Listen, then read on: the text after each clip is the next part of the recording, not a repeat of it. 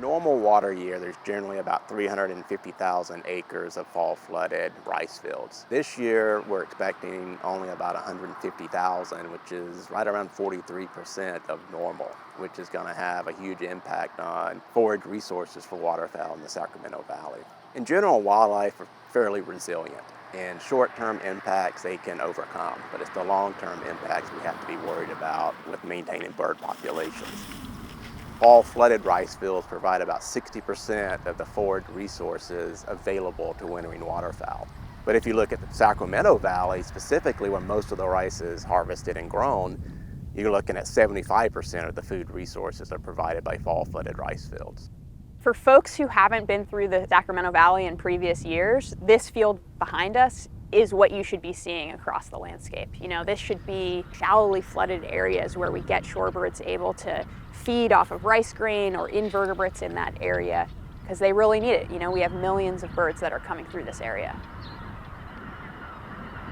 The Pacific Flyway it's like a highway in the sky for birds. And so we have millions of waterfowl and hundreds of thousands of shorebirds that come right down the Central Valley in California and migrate from northern regions and either winter in the Central Valley or head even further south.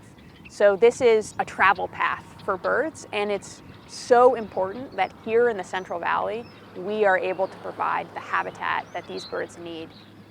The Central Valley of California has lost over 90% of its natural wetlands, and what's left are managed wetlands, which do provide great resources to many different species of waterbirds in the Central Valley. But one of the reasons why we can sustain these huge numbers of waterbirds is because we have flooded agriculture. And in the Sacramento Valley, that's rice. And rice does a really great job at providing surrogate wetland habitat. What you see here beside me is what we call a fall flooded rice field. This field was planted in rice and harvested in September, and they put water on it after the harvest to break down the rice straw through decomposition. This not only benefits the farmer, but it also benefits millions of migratory waterfowl, shorebirds, and other water birds. In a rice field like this, they're able to find food and they can rest, and it's a safe place to hang out and either spend the winter, which some birds do, like dunlin. And then for some birds, they actually just use it to rest and refuel, and then they're actually headed further south, and this is just a stop on a much longer migration. A lot of areas that birds traditionally used in the Intermountain West, these areas are drying. There's a lot less habitat in those areas, so there are more birds here earlier than there might normally be.